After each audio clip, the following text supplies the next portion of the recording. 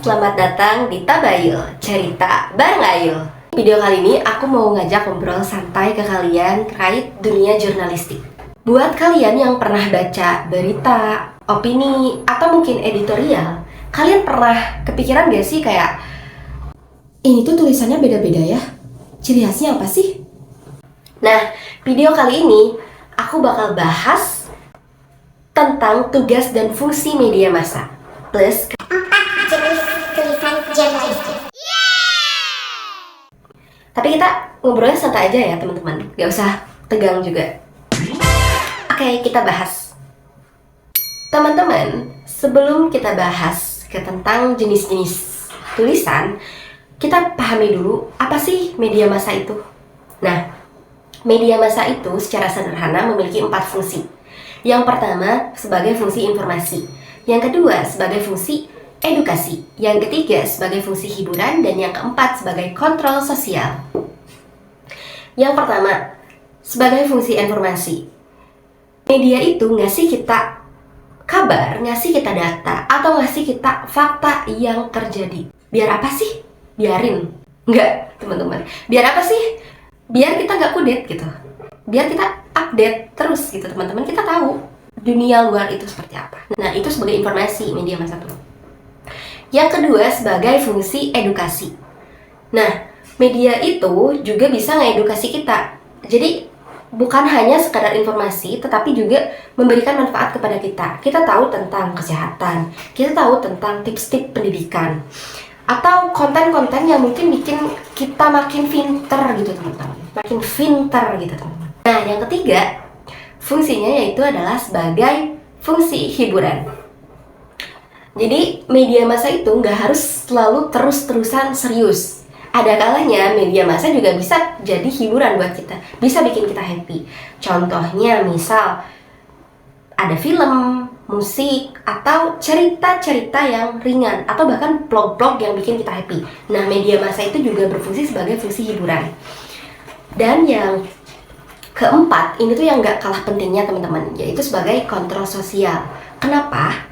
Karena media itu bisa mengawasi, mengkritisi kebijakan, dan jadi suara buat masyarakat.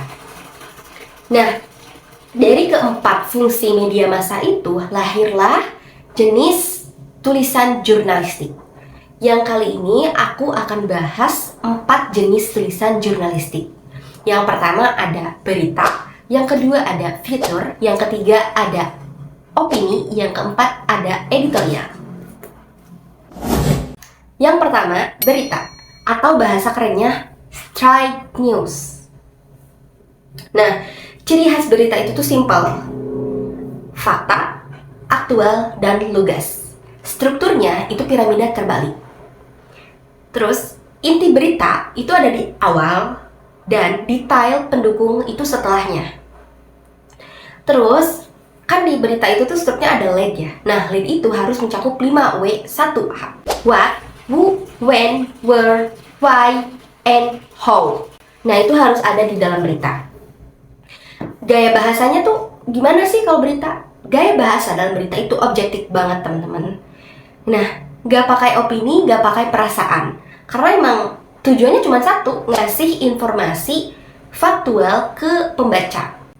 Contoh gampangnya berita kayak insiden tabrakan kereta bandara dan truk di Poris berawal dari ban nyangkut. Nah, itu tuh straight news. Jadi langsung ke pokok masalahnya. Yang kedua, fitur. Nah, kalau fitur itu kebalikan dari berita. Lebih santai, lebih dalam, dan lebih kayak nyeritain gitu. Strukturnya itu nggak piramida terbalik, tapi lebih ke alur kronologis atau tematik. Biasanya dibuka dengan lead yang naratif atau deskriptif. Misalnya, pukul 6 pagi, seorang nenek duduk termenung di depan rumahnya yang tinggal puing-puing. Nah, itu tuh langsung ngajak pembaca buat ke bawah suasana gitu teman-teman. Nah, itu fitur. Gaya bahasanya juga lebih emotif, deskriptif, dan kadang pakai majas. Tujuannya apa? Tujuannya untuk menggugah emosi. Selain untuk menggugah emosi, tujuannya juga bisa menghibur atau menginspirasi.